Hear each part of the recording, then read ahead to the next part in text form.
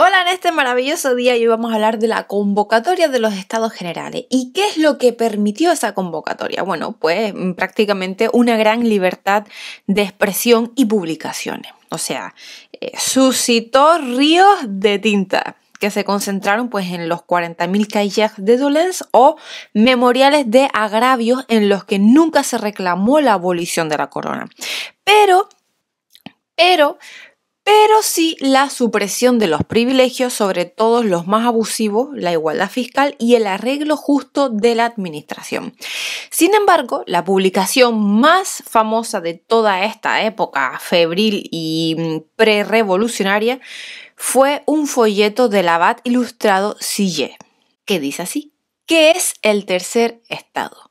Bueno, pues en ese folleto se decía que el tercer estado pues lo era todo, que los demás sin él no eran nada y que por tanto si el tercer estado pues se identificaba prácticamente con la nación, debería recaer sobre él el poder del estado. Y desde aquel momento esta tesis de Sieyès se convirtió en el evangelio de la revolución. En mayo de 1789, el rey Luis XVI, la verdad que todavía pues bastante sereno, sin sentirse desbordado, inauguraba en Versalles las sesiones de los Estados Generales. Y bueno, pues ahí se entabló inmediatamente la polémica. El tercer estado exigía el voto por cabeza que le iba a dar la mayoría, porque al fin y al cabo sus diputados votaban en bloque y algunos grupos de la nobleza y el clero pues se mostraban dispuestos a votar a favor de la burguesía. Por eso, los otros dos estamentos se resistieron al voto por cabeza y deseaban mantener el voto por estamento, hasta que el 17 de junio los diputados del tercer estado se reunieron aparte y se constituyeron en Asamblea Nacional, título, bueno, pues que lleva hasta hoy en día el Parlamento Representativo y Legislativo de Francia.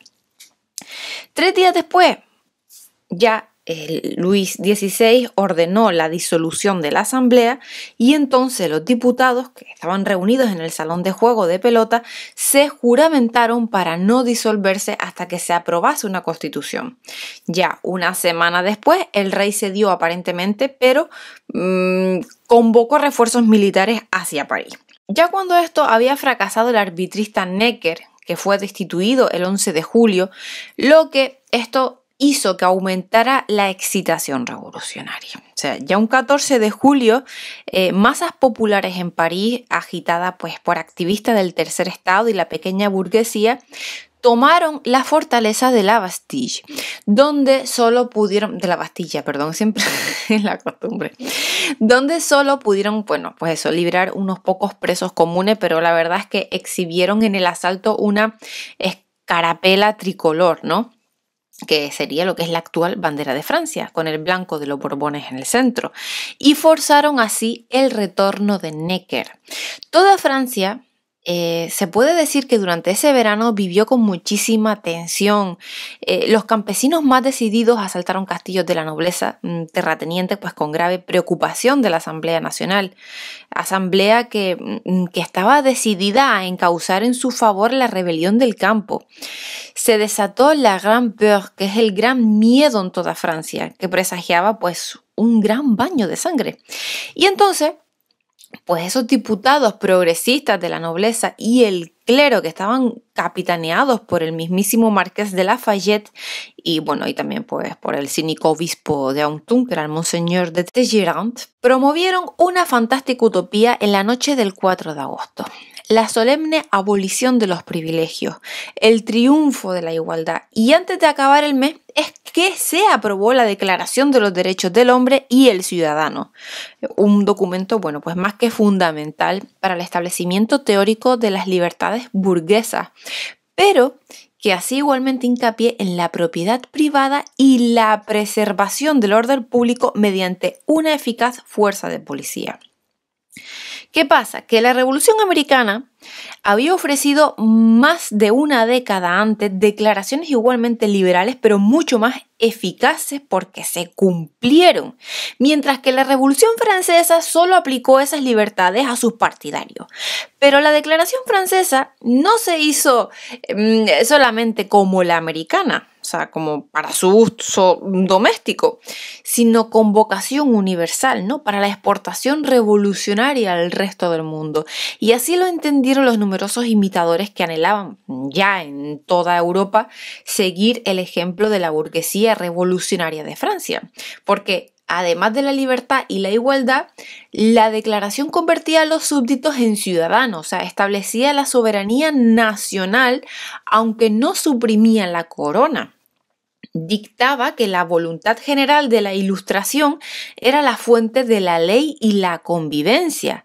Fijaba lo que es la separación de poderes que Montesquieu había detectado en la no escrita Constitución inglesa y se refería vagamente a Dios como ser supremo. O sea, la declaración era la más clara herencia ilustrada de la revolución.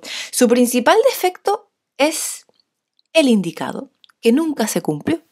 Nunca. Los clubs, versión ya abiertamente revolucionaria de los comités de correspondencia, pues empezaron a proliferar como setas por París y toda Francia.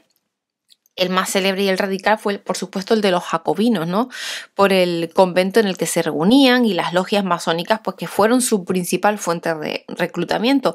Aunque es verdad que pronto la revolución jacobina se volvió contra muchos miembros moderados de primera orden masónica. Así que a partir de ese julio de 1789 hasta septiembre más o menos de 1791, el poder supremo de Francia radicó en la Asamblea, que se llamó ya de por sí constituyente, pues porque su principal objetivo realmente fue dotar a Francia de una constitución, que fue la de 1791, aunque se establecía el régimen de monarquía limitada, o sea, es decir, constitucional. La práctica de la igualdad resultó relativa. ¿Por qué? Porque la burguesía sustituyó a la nobleza en el poder. Quedaron abolidos los derechos señoriales, pero con las posibilidades de que se rescataran los censos, con lo que la suerte de los campesinos, la verdad es que no mejoró demasiado, pero bueno, la Asamblea nacionalizó los bienes de la Iglesia, pero las clases pudientes resultaron muchísimo más favorecidas con ello que los mismos campesinos. O sea, la legislación de ámbito social se inspiró en el liberalismo capitalista mucho más que en la elevación de las clases humildes. O sea, se dividió el territorio en 83 departamentos, se creó la Guardia Nacional pues como garantía armada de la revolución y se inició la transformación del ejército real de base mercenaria en ejército de ciudadanos.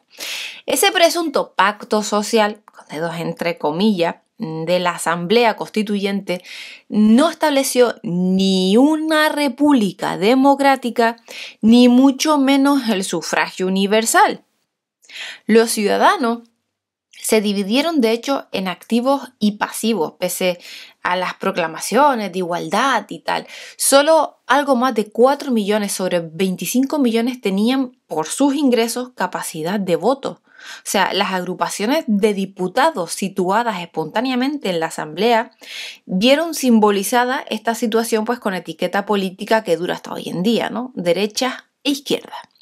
La Asamblea no suprimió la religión ni implantó todavía el Estado laico, pero sí impulsó la secularización, pues de acuerdo con la herencia ilustrada, ¿no? Mediante la constitución civil del clero, que exigía la elección popular de obispos y párrocos, a quienes, bueno, pues pronto se obligaría a casarse, así como el juramento del clero a la Constitución.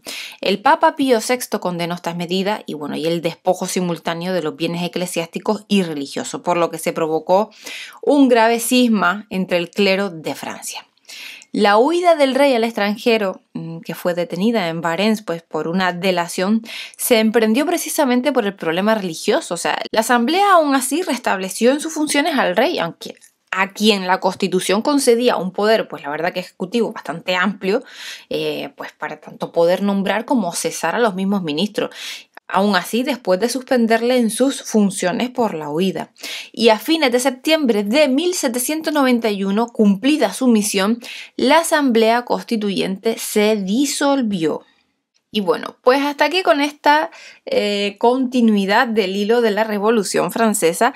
Espero que les haya gustado. Nos vemos el próximo día con más, que vengo con un capítulo interesante. Así que un saludo y hasta luego.